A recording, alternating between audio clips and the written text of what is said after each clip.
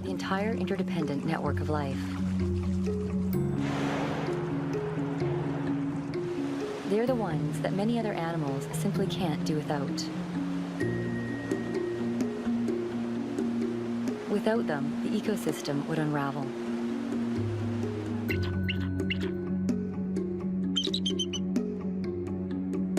In British Columbia, the Pacific salmon are the keystone species. Each summer, millions of fish return to this coast to fill hundreds of streams and rivers, just as they have for thousands of years, feeding hundreds of species, including the local people, the First Nations, the ecosystems, and many of the local economies. Salmon have fundamentally shaped life on the coast. Yet quietly and without explanation, the numbers of salmon in BC are steadily dwindling. Many rivers are already on the edge of extinction. Here, in the world's largest sockeye salmon river, millions of fish are going missing. And many of the few that do make it back to the rivers are dying mysteriously before they have a chance to lay their eggs. Biologist Alex Morton has been following and studying the unusual decline. Full of eggs, eh? Yeah. This is strange. You know, we're right on the spawning grounds. This fish has made the whole trip, but she never spawned. She never released those precious eggs. And we're seeing a lot of this. Most of these fish look like they haven't spawned. This pre-spawn mortality is epidemic in the Fraser River. So we're trying to figure out why. The disappearing wild salmon is no small concern. Without them, BC will lose its most iconic species, as well as a culture, a way of life, and its most valuable natural food resource. The race is on to figure out what is happening to the iconic fish which built British Columbia, before it is too late.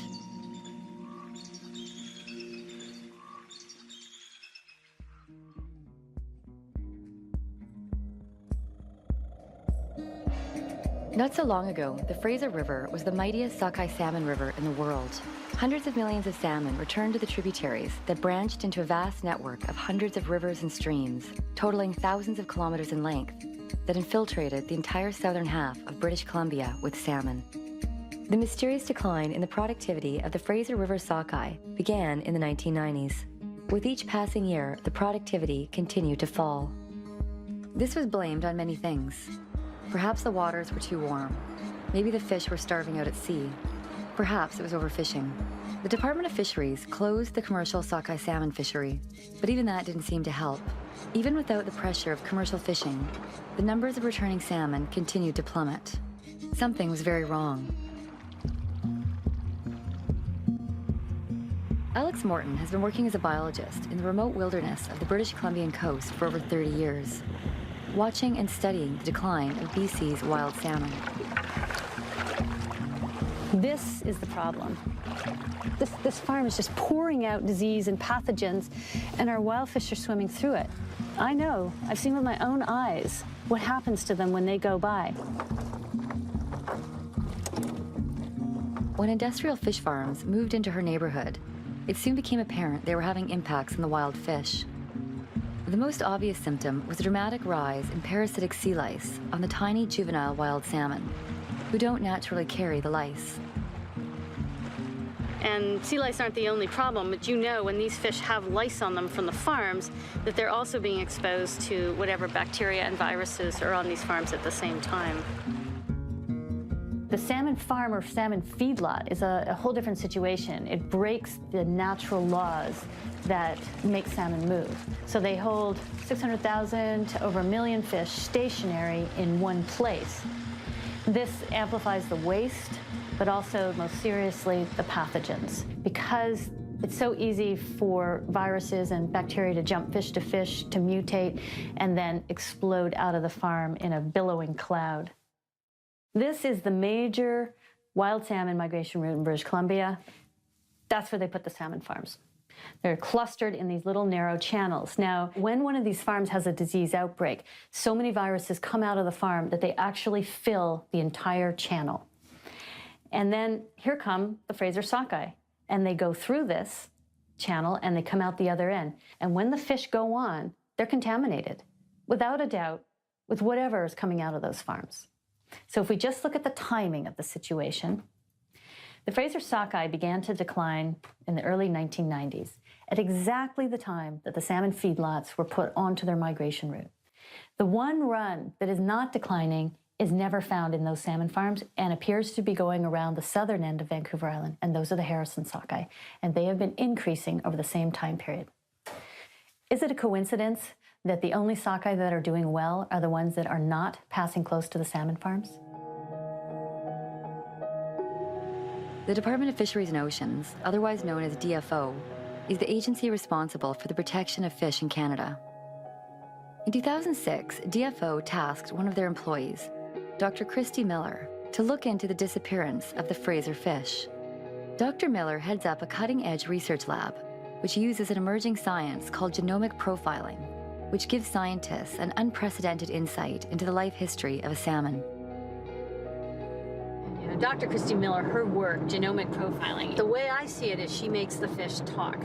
It's like sitting a fish down in the office and saying, how are you feeling? So in all our bodies, we've got these switches that turn on and off in our cells depending on what kind of experience we're having with life. And she found that the ones that died before they spawned had all these switches flicked in their cells, and the ones that lived had a whole different pattern of switches. So she's like, okay, so the ones that are dying seem to be dying of the same thing. Well, that was huge, because all the other scientists that tried to figure this out were like, God, they're dying of everything, you know? They couldn't figure it out. And when she read these switches, they were like leukemia, retrovirus, brain tumor, immune system decay. And she looked at that and went, salmon leukemia.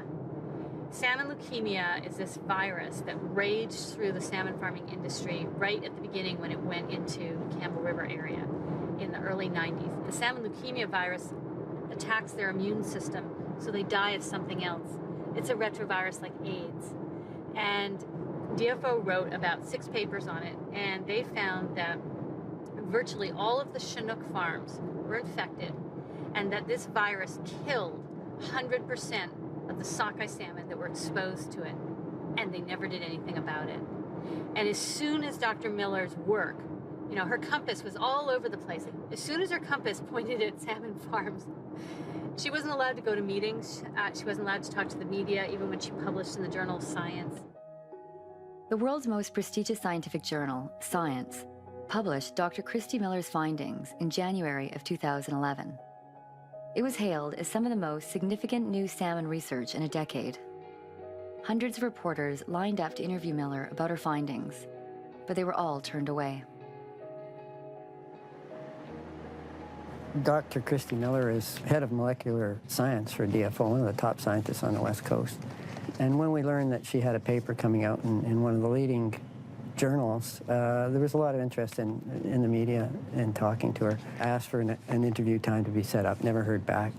So go back to DFO and ask what's going on, and there's met with this kind of wall of silence.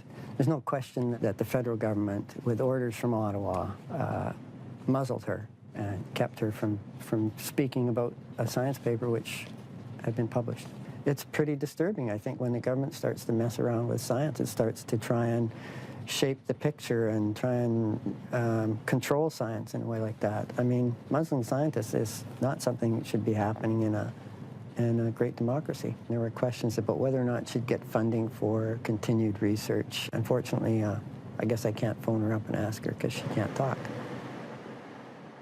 Dr. Miller, when she began to see a strong correlation between these dying sockeye and the salmon leukemia virus, and she read that the salmon leukemia virus was in the salmon farms, she naturally wanted to go test those fish. So in April of 2010, she made a request to DFO to test farm salmon for this virus, but access was denied.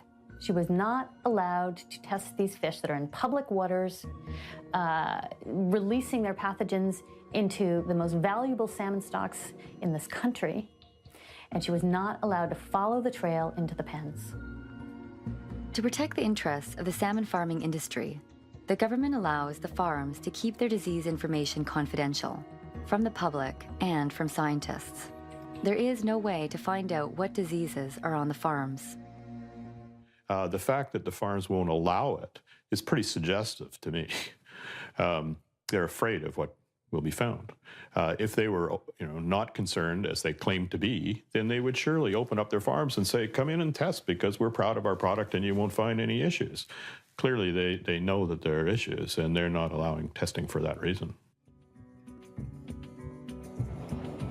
In 2009, fishermen were getting ready for a good run to return to the Fraser River. An estimated 130 million young salmon had left the river in 2007 and were now due to return as adults. 13 million adult sockeye were predicted to return. All signs look good. However, instead of being a banner year, it turned out to be the worst in recorded history. Over 10 million fish vanished without a trace. It was an unexpected disaster. The fishing boats stayed tied to the docks, and thousands went without their traditional food supply. The government responded to the public outcry by announcing a federal inquiry into the decline. It was called the Cohen Commission.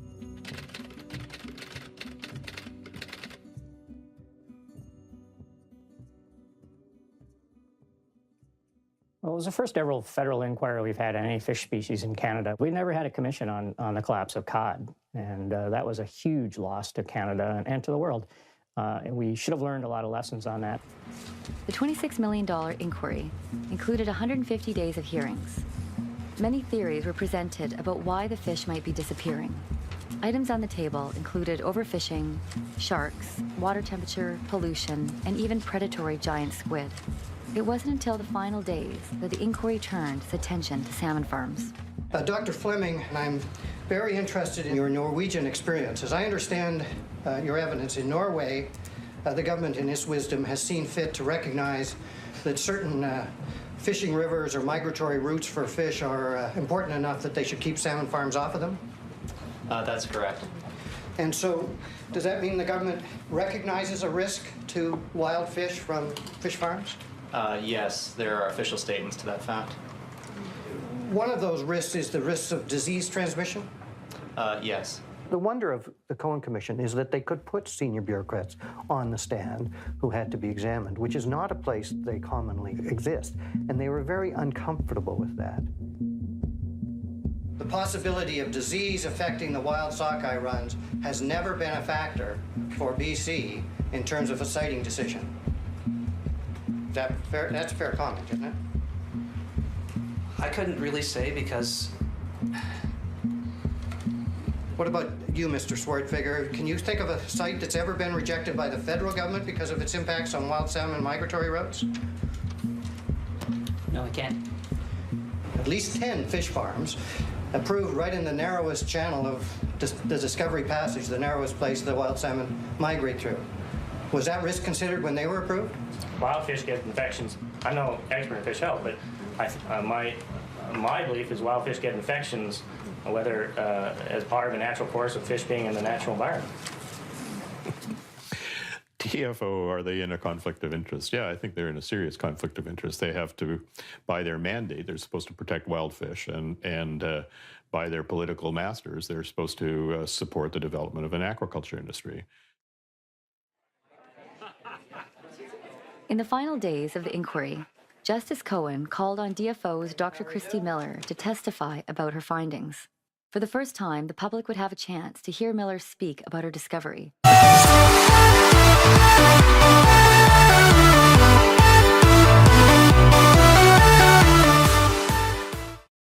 Imposed. What you found is some sort of new virus. Your leading suspect was salmon leukemia virus. Yes, it was. And if in fact that's the case, this in fact may be the smoking gun for the 2009 declines. It could be the smoking gun. She's doing some fantastic work under very difficult conditions, and in conditions where she says she's been intimidated by her managers for reporting on health issues around wild salmon. She felt intimidated about the potential loss of her data if she went public. She felt intimidated in terms of her budget. And so that was extremely revealing. So while all this was happening, Dr. Rick Rutledge was very worried about the river's inlet sockeye because they were in an unexplained decline, a lot like the Fraser sockeye. I had no idea as to why the numbers were so low. I tried to think as the season was winding down what on earth the cause might be. It had to be something new, I thought, because it hadn't happened before as far as I could tell. So I eventually sent some samples in for testing. I remember when he called me, it was a dark October night, and he said to me, you know, Alex, are you sitting down? It was like he was going to tell me that someone we knew had died. And he said the tests came back positive for ISA virus in Rivers Inlet smolts. I was devastated. You know, I thought, okay, 20 years of trying to prevent this industry from destroying the wild salmon of Canada, and I have failed. Salmon influenza, ISA virus. Most lethal known salmon virus worldwide caused $2 billion worth of damage in Chile. No country wants it. It has spread everywhere in the world where Atlantic salmon are being raised in pens in large numbers by the Norwegian companies. ISA, infectious salmon anemia, the most lethal known salmon virus worldwide. It was first detected in Norway in 1984. At first, the virus seemed benign. But once it incubated in the salmon farms, it mutated into highly virulent and lethal strains, which can kill millions of fish at a time.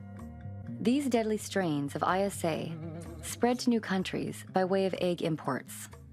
The industry farms mainly Atlantic salmon, so they must import Atlantic salmon eggs from Europe into the country in which they are operating their farms. When the ISA virus wiped out 70% of Chile's salmon industry, the strain was traced back to Norway. The difference between Chile and BC, though, is that Chile has no native salmon, whereas BC has much to lose, with thousands of runs of 5 different species of Pacific salmon and entire ecosystems and economies that depend on them. So ISA is sometimes called salmon flu, and so it is a bit flu-like, I guess, in its symptoms. But it's like a very, very severe flu, you know, like the type that killed millions of people after the First World War. I mean, it's a very serious flu to which the fish may not be adapted at all. And incidentally, it was that crowding of people into high densities during training camps and so forth and in the trenches in Europe that led to the evolution of an extremely virulent form of flu virus that killed millions upon millions of people. ISA is like mad cow disease in terms of shutting borders, closing farms. ISA is so important that it's an internationally reportable disease. Most salmon diseases are not, but any country, there's a website you can go to, and any country that has it is supposed to be reporting it, and it's up there. ISA caused $2 billion of damage in Chile when it hit down there, when European ISA ended up in Chile. Nobody knows what happens when you introduce a virus into a population that hasn't been exposed to it before. It might be totally benign, or it might have a devastating impact like smallpox had in the Aboriginal populations in North America, or the bubonic plague had in Europe. This is something I thought we were working to prevent coming into British Columbia. But my first response was get out in the rivers. Let's have a look around, let's see where this is. It's the same thing I did when I found the sea lice in 2001. I just made a net and just went around and started looking at all the fish. Because if you just sit there with that bad news, it destroys you. But if you can get out and do something, it's a lot healthier. It was late in the season, most of the salmon were already in the river, but we dashed down to the lower Fraser River because we had been getting reports from people down there that there was a massive number of salmon dying in the river without spawning. And this big yellow Chinook salmon, a white Harrison Spring, that had ISA virus. This sockeye had ISA virus. This coho had ISA virus. We tested 11 fish in the Fraser River, a river of millions, and we got it 3 times. It was European strain ISA virus. Alex didn't fool around. I mean, she decided to send her samples to the lab in Prince Edward Island that is recognized by the World Health Organization as being one of 2 labs in the world that are entitled to test for ISA with international significance. She also sent it to Dr. Nyland in Norway, who's the leading expert on ISA in the world. So she sent these samples to the 2 people who were the most credible international folks. We gave a press conference.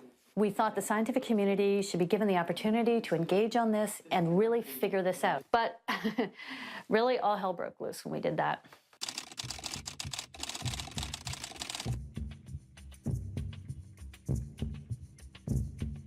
The CFIA came and took our samples and said they were going to run tests, and we were supportive of that. The Canadian Food Inspection Agency contacted me and asked me to turn over all my samples, which I did.